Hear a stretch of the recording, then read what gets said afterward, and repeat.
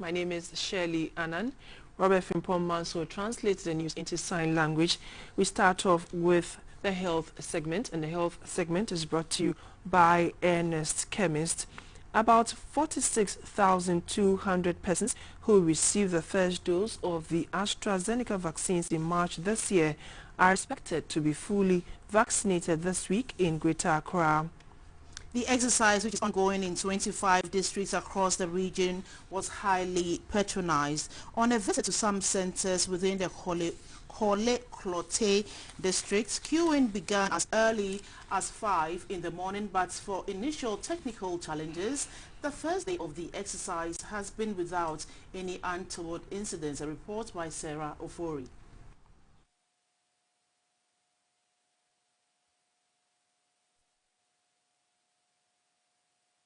Other news. A Public Health Emergency Operations Center and a molecular laboratory have opened in Tamale in the northern region. The two facilities are expected to complement efforts at tracking and responding to the outbreak of pandemics by providing real-time data on disease surveillance to strengthen emergency health system and response in northern Ghana. The Director General of the Ghana Health Service, Dr. Patrick Kumar-Boaje, disclosed that Ghana had only 2 laboratories with the capability to test for the COVID-19 virus when the pandemic broke out in the country. The development negatively affected the speed for testing and confirming suspected cases of COVID-19, which also affected contact tracing. In our case management, in our surveillance, now we do e-surveillance, which means that all our surveillance data is gotten electronically, and so we have results in real time, and that has also improved our response. We have also established, in support of other partners, emergency operating centers, Accra, Takoradi, we'll do one in Kumasi and now in Tamale, so that we can respond appropriately and be able to get information early, detect and respond most rapidly.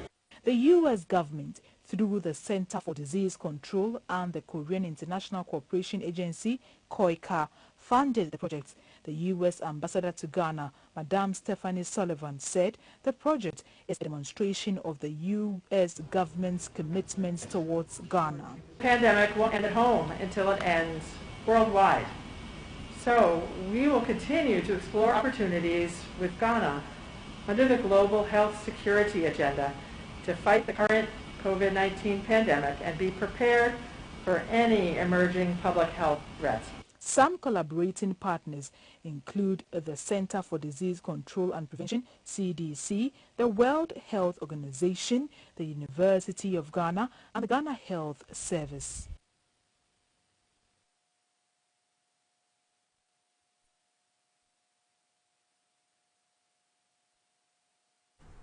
The first batch of the 5 stages of surgery to separate the Siamese twins Elijah and Elisha Bansa is expected to begin in the first week of October this year.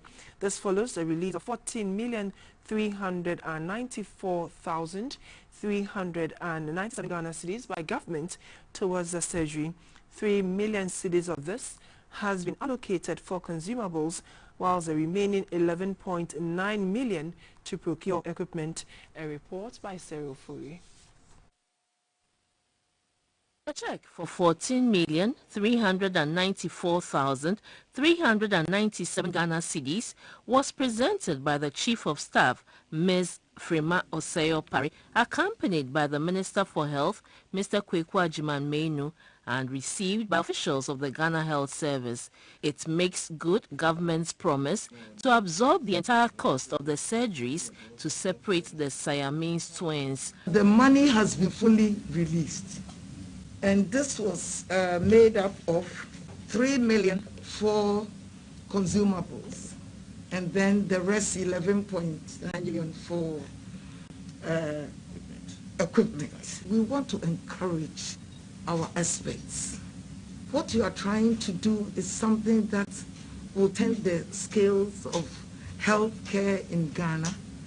The donation comes on the heels of the relocation of the Bansa family closer to the hospital for good reason. At the time, the first stage of the surgery was scheduled to begin in the first week of September. The surgery is now scheduled for the 3rd week of October, okay, the first step.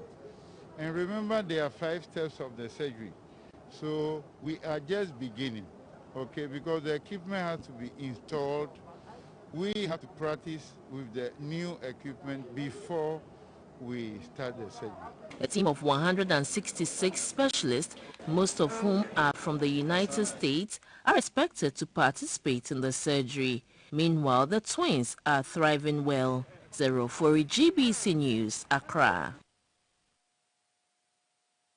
There's been a groundbreaking ceremony for work to start on a $195 million state-of-the-art sports infrastructure to host the 2023 All-Africa Games at Bulletin in the Greater Accra region. The first phase will cost $145 million. President Akufo-Addo, who laid the foundation, assured the African Union that Ghana is ready to host the most successful games in Africa's history. This is the 13th edition of the Games. Even though the All-African Games started in 1965 with Ghana as one of the first 30 countries to participate in Congo-Brazzaville, this is the first time Ghana has been given the opportunity to host it. President Akufo-Addo pushed for the bid to host the Games in early 2018 and secured a nod in October the same year. The Bulletin Sports Infrastructure Project is expected to be of international standard to host all international games after the 2023 African Games. The project will have the capacity to host swimming events, basketball, badminton, boxing, table tennis, weightlifting, handball, volleyball, judo, karate, and taekwondo. There will also be a tennis court complex and a FIFA standard training field, among others. The Minister for Youth and Sports, Mr. Mustafa Yusuf, gave some details of some projects by government to create a good sports environment in the country. Under the able leadership of His Excellency the President, there has been unprecedented development in sports infrastructure, from the National Stadium, which is currently undergoing renovation, to the multi-purpose sports facilities currently under construction in 10 regions in our country, and over 30 astroturfs across the country. Mr. President, it is important to state that before your assumption to office, the country can only boast of 2 astroturfs in the entire country. President Akufo-Addo explained that COVID-19 has affected government original plans of putting a fully-fledged infrastructure to host the African Games in 2023, and therefore the need to employ a hybrid strategy. The original plan of government was to construct all the sports facilities of the African Games on this 100 acres plot of land. However, the period lost due to COVID-19 has made it impossible to construct the Olympic Stadium complex in time for the African Games in 2023. In place of the Olympic Stadium complex here at Bulletin, the University of Ghana Sports Stadium, which was abandoned during the 8 years of NDC rule from 2009 to 2017, will be upgraded to international standards for some events for the African Games. It is common narrative that most sports facilities become worthless objects after the intended purpose. So what plans does government have for the Bulletin project for sustainability? Research also shows that such facilities are best taken care of and best maintained when put under the care of educational institutions. That is why the model we have adopted for these games is a framework of the Ministry of Youth and Sports, the University of Ghana, and the University for Development Studies to be involved in managing and maintaining the facilities to ensure sustainability and continuity. In the 2023 African Games, Ghana will host and organize a continental competition involving 24 sports disciplines with the full participation of 55 countries and 5,000 athletes. This is expected to create opportunities, especially in the hospitality industry. The National Intelligence Bureau has begun investigations to get to the bottom of the alleged syndicate involved in the importation of rosewood into the country. The latest was the seizure of 13 containers stocked with a log impounded at the port valued at $240,000. The Minister for Lands and Natural Resources, Mr. Samuel Jinapor, handed over the 13 containers to the security for investigations. The seizure of the 13 containers with rosewood was a collaborative effort between the Forestry Commission, Customs Division of the GRA and National Security. From reports, this is the second time the consignee has been busted for importing rosewood into the country. The latest, concealed in 13 containers, were impounded a few days ago and contents unveiled on Friday, August 27, 2021. The commodity from Nigeria was being rerouted through the Tema port. Handing over the consignment to the security, the Minister for Lands and Natural Resources, Mr. Samuel Jinapor, said the government has plans to review the laws on the ban on rosewood to make it more punitive. Preliminary information we've received suggests that there seems to be some importation of rosewood into our country for purposes of, if you want, laundering the wood and exporting it out of our port. When that happens, it is Ghana that gets discredited, and we're having to take steps to checkmate that. And we have strong suspicion that some of these wood, based on the preliminary investigations we've conducted, are imported into our country for onward export. I'm very confident in the national security architecture, and I know that the national security will unravel all of this so that we can nip this in the bud. The value of the 13 containers is $240,000. It is not yet clear if the logs would be handed over to contractors working on the National Cathedral or the local furniture manufacturing sector, as per initial plans by the Ministry of Lands and Natural Resources when such classification occurs. Reports from Upper East Regional Correspondent Samuel Ayama indicate that the water level in the White Volta is satisfactorily dropping, though it is not a guarantee that the lake will not overflow its banks when the Bagri and Kopienga dams are spilled. Residents are hopeful that at least the level of destruction will be minimal. The floods have receded, and residents in those affected areas are moving around, spending their normal business. So it is a little bit okay. As we speak, this morning we have some small drizzle water here. It started drizzling, but it has not caused another havoc again. But we transport officials on the ground are assessing the impact of this. And as they're done, they'll come out with tickets, and then they'll know how to assist those affected people. What you're currently doing is the sensitization. And when we move to some of the comments, we realize that everybody living along the White Water, they are evacuated, and those who were still around, they are aware about the spillage of the dam, and they are fully prepared to move to higher dams. Immediately they realize that the water in the White Water started rising. But as we speak, it did not start the spilling. The National Disaster Management Organization, NADMO, says all districts that are likely to be affected by the spillage of the Bagri and Kompienga dams in Burkina Faso have received relief items from the government. The Deputy Director General of NADMO, in charge of operations, Mr. Abu Ramadan, announced this when he led a team including personnel from the 48th Engineers Regiment of the Ghana Armed Forces to the Upper East region. The team met with officials of NADMO in the Northeast, Upper East and Northern regions in Waliwale, capital of the West Mambusi municipality of the Northeast region. The meeting was to put in place measures to effectively respond to any disaster that may occur as a result of the spillage of the Bagri and Kompienga dams coupled with the torrential rains. The team's next port of call was the entry point of the access water to be spilled from the dams at Galaka, a community in the Boku West district. The Deputy Director General of NADMO, in charge of operations, Mr. Abu Ramadan, said his outfit is happy with the level of water in the White Volta. With the water levels here, it's not that threatening. Where we are much worried about is downstream. So the entry point into the country shouldn't be a problem. We will rather focus attention on the situation downstream. Mr. Abu Ramadan said A solution to the perennial flooding caused by the spillage is the construction of the Poalugu multi-purpose dam. Mr. Abu Ramadan said NADMO has enough relief items to respond effectively to any disaster that may occur as a result of the spillage.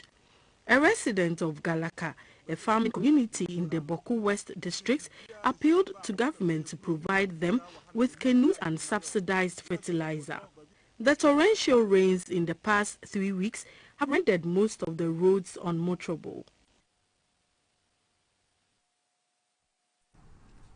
The Commission on Human Rights and Administrative Justice, SHRAJ, has urged members of the public, particularly women, adolescent girls and children who suffer any form of abuse but are frustrated in seeking justice, to lodge a formal complaint with the Commission at any of its regional and district offices for action. SHRAJ gave an assurance that no perpetrator of human rights abuses, especially sexual harassment and violence, will get away with the crime. The Ashanti Regional Director of SHRAJ, Mrs. Cynthia Matheson, gave the assurance at an awareness creation forum in Kumasi for the vulnerable. The forum was organized by the Ashanti Regional Secretariat of the National Youth Authority in line with its mandate towards addressing concerns of the youth. It was in partnership with the United Nations Population Fund activities and the Ashanti Regional Coordinating Council. Participants included head porters, destitute and teenage victims of sexual abuse, officials of the Department of Social Welfare, the National Commission for Civic Education, Ghana Health Service, religious and traditional leaders were on hand to offer their support. A reproductive health nurse with the Ghana Health Service, Mrs. Sandra Jemfi, said the Ghana Health Service has set up adolescent and reproductive health units at the various healthcare facilities to provide confidential and counseling services to teenagers who are abused. The Ashanti Regional Director of SHRAJ, Mrs. Cynthia Matheson, explained that apart from investigating corruption and administrative malpractices, SHRAJ is also mandated to provide justice for victims of abuse of any form. Boyfriend, you can refer them to the domestic violence units or more. Besides, social welfare, Ministry of Gender or more, almost they should have fund for such to assist such victims. If they don't do it, come to church, we'll hold them to tax. The program's director of the Muslims Family Council Services, a Muslims and vulnerable-oriented NGO, Mohammed Bin Beda, told GBC News that Ashanti, Eastern and Central regions continue to lead in rankings of teenage prevalence assessment and disclosed that the Zongo and Muslim-dominated communities have more of the cases, thereby requiring national attention. The Ashanti Regional Director of the National Youth Authority, Mr. George Oswell Aponsa, said the authority also offers help to in-school adolescents in the form of awareness creation about the increasing incidences of sexual abuse and reproductive health. Most of the carriers we brought here are holding kids, and most of them are as a result of rapes because of the fact that they don't have a conducive place to sleep. So people take advantage of them, brothels, people are using them for brothels and all that. So that's why we want to target those people. The experts are here to advise them as to where they can go in case they have such situations and how they can also prevent themselves from such situations. About 46,200 persons who received the first dose of the AstraZeneca vaccines in March this year are expected to be fully vaccinated this week in Greater Accra. The exercise, which is ongoing in 25 districts across the region, was highly patronized. On a visit to some centers within Korle-Klottey districts, queuing began as early as 5 in the morning, but for initial technical challenges, the first day of the exercise has been without any untoward incidents. A report by Sarah Furi. Nearly 400,000 persons who received the first jab in March have been waiting with bated breath for the second dose. However, just about 240,000 persons of the number would be vaccinated this week following the UK government donation. Close to 200 centres have been designated in 25 districts for the exercise. The Adabraka Polyclinic and Ridge Hospitals are 2 of 5 designated centers in the Korle Klote district. Ridge Hospital received 500 for the entire week and the Adabraka Polyclinic 620 doses. The exercise began at 8 a.m., although queuing began as early as 5 a.m. As at midday, a significant number were yet to be vaccinated. Initially, the system was slow because we're using an online application kind of. But then we called the IT guys who came and rectified the situation. Prior to leaving the center at 2 p.m., the targeted population for the day had been reached. About 150 people have been vaccinated and cards replaced with new ones with embossed hologram. I think the shot was very fast. It didn't take long and it's not painful and I think it's fine.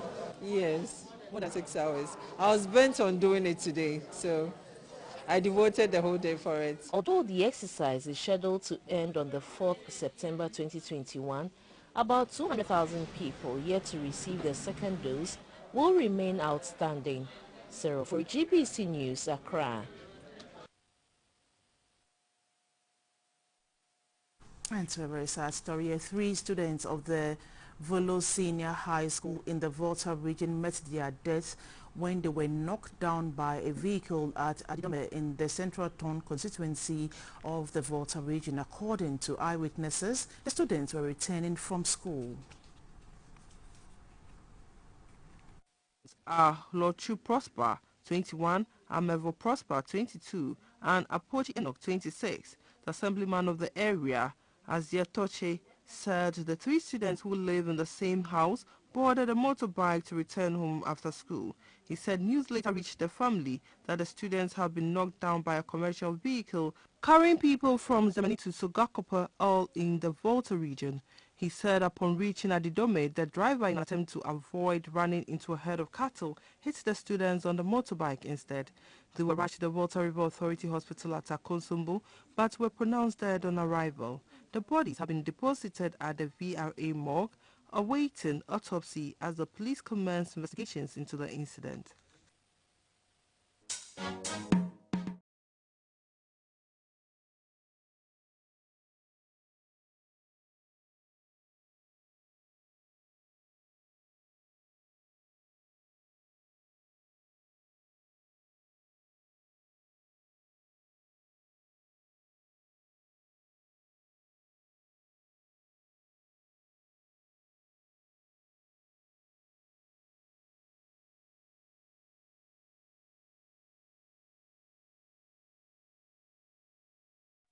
We have more news coming up, please stay.